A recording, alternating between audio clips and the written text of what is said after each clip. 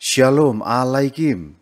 Kita berjumpa dalam Katekese sedikit, membahas iman Katolik dari sudut pandang Katolik. Kita masih berada di seri Alkitab.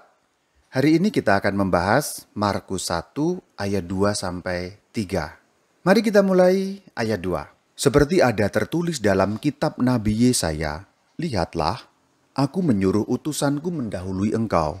Ia akan mempersiapkan jalan bagimu." Saudara-saudari, ungkapan "seperti ada tertulis" artinya bagian berikutnya adalah kutipan dari Alkitab Perjanjian Lama.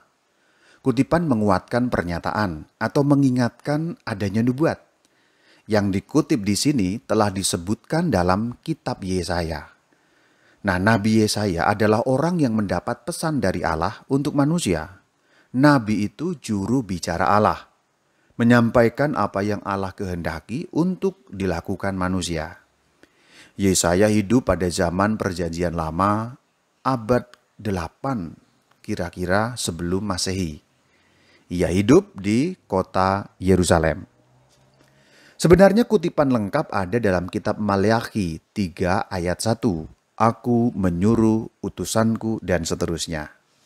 Nah, frasa "akan mempersiapkan jalan bagimu" berarti akan menyiapkan segala sesuatu jauh-jauh hari, supaya semuanya layak untuk menyambut kedatangan Tuhan Yesus.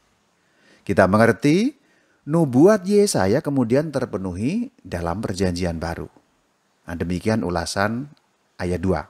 Sekarang kita lihat ayat 3. "Ada suara orang yang berseru-seru di padang gurun, persiapkanlah jalan untuk Tuhan, luruskanlah jalan baginya."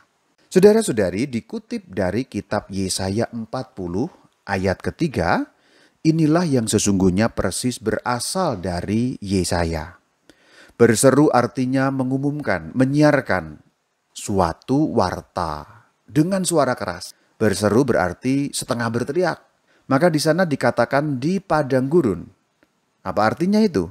Artinya padang pasir, tempat yang begitu luas, tempat yang begitu sunyi dan tak berpenghuni. Sangat jarang, bahkan hampir tidak ada, malah benar-benar tidak ada orang yang menghuninya. Padang gurun memang bukan tempat tinggal, padang gurun bukan permukiman, daerah yang tak dihuni orang, daerah yang begitu sunyi.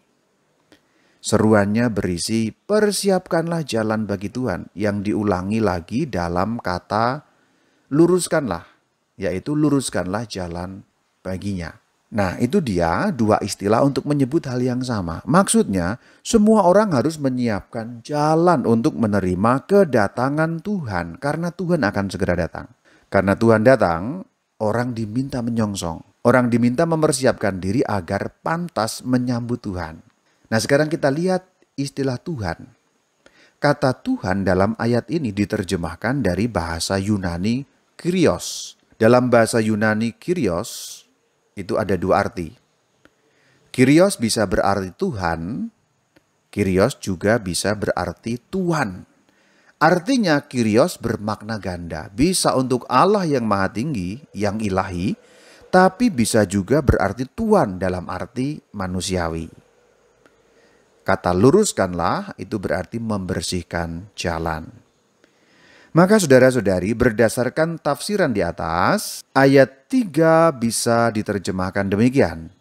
Tuhan akan segera datang. Siapkanlah jalan yang akan Tuhan lalui. Bersihkanlah jalan yang akan Tuhan lewati. Nah, demikian kira-kira kalau kita parafrasekan Markus 1 ayat 3. Saya, Reverendus Dominus Istimur Bayu. Shalom Alaikum.